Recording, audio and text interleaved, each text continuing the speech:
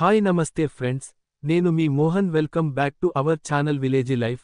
ఇవ్వాళ మన కథ తండ్రి పెన్షన్. ఈ కథ మీకు నచ్చితే ఒక్క లైక్ చేయండి, సబ్స్క్రైబ్ చేసుకోవడం మర్చిపోకండి ప్లీజ్. ఈ కథ శారద, రఘునందన్ అనే వృద్ధ దంపతుల గురించి. ఒకరోజు ఉదయం నుండి పనిచేసి అలసిపోయిన శారద టీవీ ముందు కూర్చొని టీవీ చూస్తుండగా కోడలు అనిత టీవీని ఆపి కరెంటు బిల్లు గురించి అభ్యంతరం వ్యక్తం చేస్తుంది. రఘునందన్ గారు కోడలి ప్రవర్తనను ప్రశ్నించగా అనిత వారికి బాధ్యతలు లేవని, అనవసర ఖర్చులు చేస్తున్నారని, ఇకపై రిమోట్ తన దగ్గరే ఉంటుందని చెబుతుంది.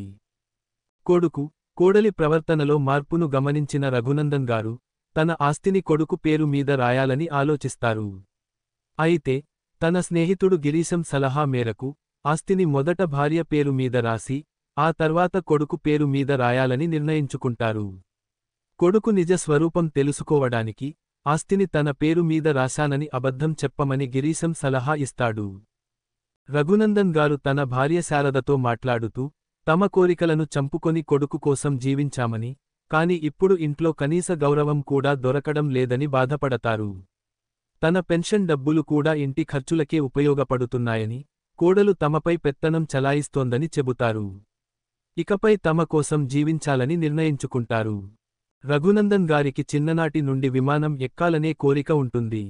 తన బాల్యంలో ఎన్నో కోరికలను చంపుకున్నానని, కొడుకు కోసం తన జీతం డబ్బులన్నీ ఖర్చు చేశానని శారదకు వివరిస్తారు.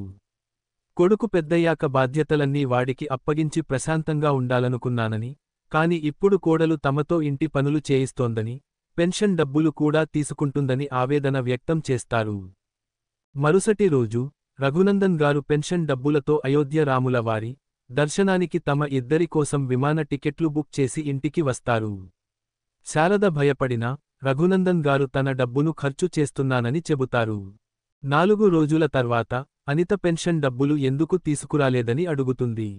శారద, తాము తిరగడానికి వెళ్లాలని ప్లాన్ చేసుకున్నామని, అందుకే పెన్షన్ డబ్బులు ఖర్చు చేశామని చెబుతుంది. కోపంగా, ఈ వయసులో తిరగడానికి సిగ్గు లేదా అని ప్రశ్నిస్తుంది. తమను అడగకుండా డబ్బు ఎందుకు ఖర్చు చేశారని నిలదీస్తుంది. గతంలో కూడా రఘునందన్ గారు పెళ్లి రోజు సందర్భంగా శారదకు చీర కొన్నప్పుడు అనిత గొడవ చేసిన విషయాన్ని శారద గుర్తు చేసుకుంటుంది. సాయంత్రం రోహన్ ఇంటికి రాగానే అనిత విషయానికి అంతా చెబుతుంది. రోహన్కు కోపంగా వచ్చి పెన్షన్ డబ్బు ఇవ్వలేదని, ఇల్లు ఎలా నడపాలని ప్రశ్నిస్తాడు. రఘునందన్ గారు కోపంగా లేచి తమ ఖర్చుల గురించి మాట్లాడకుండా తమను తిరగడానికి వెళ్తున్నందుకు మాత్రమే ప్రశ్నిస్తున్నారని అంటారు. తమకు కూడా కోరికలు ఉంటాయని, తమను అవమానించవద్దని చెబుతారు. రోహన్ తన డబ్బుతోనే తిరుగుతానని అనగా రఘునందన్ గారు కూడా తన డబ్బుతోనే టికెట్ కొన్నానని బదులిస్తారు. రోహన్ ఇంట్లో ఉండాలంటే డబ్బు చెల్లించాల్సిందేనని, లేకపోతే భోజనం దొరకదని అంటాడు. అనిత కూడా ఈ వయసులో తిరగడానికి వెళ్లి ఏదైనా జరిగితే తాను సేవ చేయనని, ఇంట్లో ఒక మూలన పడి ఉండమని అంటుంది. శారద భయపడి ప్రయాణం మానుకుందామని అంటుంది. కాని రఘునందన్ గారు కొడుకు కోడలికి బుద్ధి చెప్పాలని, తమ ఆత్మగౌరవంతో జీవించాలని నిర్ణయించుకుంటారు. మరుసటి రోజు రఘునందన్ గారు శారదతో షాపింగ్ వెళ్దామని అంటారు. రోహన్ కోపంగా, ఇంట్లో ఉండలేకపోతే వేరే ఇల్లు చూసుకొని వెళ్లమని అంటాడు. రఘునందన్ గారు ఇది తమ ఇల్లు అని, తన కష్టార్జితంతో కట్టుకున్నదని చెబుతారు. రోహన్ ఆస్తి తన పేరు మీద రాశారని గుర్తు చేస్తాడు. అప్పుడు రఘునందన్ గారు ఆస్తిని శారద పేరు మీద రాశానని, ఆ తర్వాత రోహన్కు దక్కుతుందని, ఇది గిరీశం సలహా అని చెబుతారు.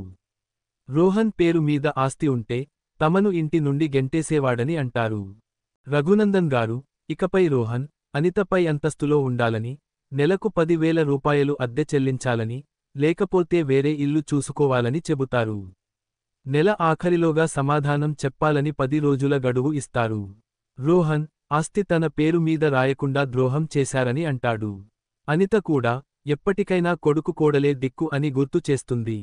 రఘునందన్ గారు తమకు పెన్షన్ వస్తుందని, పనివాడిని పెట్టుకోగలమని, తమ వృద్ధాప్యం గురించి బాధపడవద్దని చెబుతారు.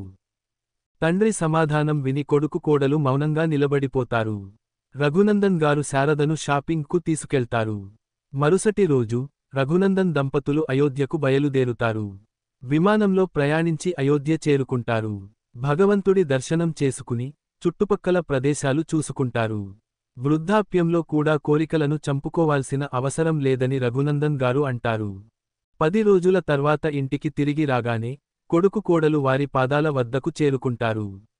రోహన్ తమను క్షమించమని, ఇంటి నుండి వెళ్ళిపోమని చెప్పవద్దని, జీతంతో ఎక్కడికి వెళ్ళగలమని అంటాడు. అనిత కూడా 10,000 రూపాయలు అద్దె కట్టలేమని, ఇంటి పనంతా తానే చేస్తానని, పెన్షన్ అత్తయ్యకు ఇవ్వమని, ఇకపై అత్తయ్య చేతులతోనే ఇల్లు నడుస్తుందని బ్రతిమలాడుతుంది.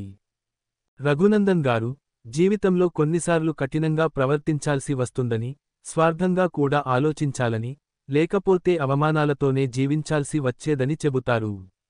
వృద్ధాప్యంలో ఆత్మగౌరవంగా జీవించాలని, కఠినమైన నిర్ణయాలతో కొడుకు కోడలికి బుద్ధి నేర్పాలని కథ ముగుస్తుంది. నమస్తే ఫ్రెండ్స్, ఈ కథ మీకు నచ్చింది అనుకుంటున్నా. మీకు నచ్చితే లైక్ చేయండి, షేర్ చేయండి, సబ్స్క్రైబ్ చేసుకోవడం మర్చిపోకండి ప్లీజ్.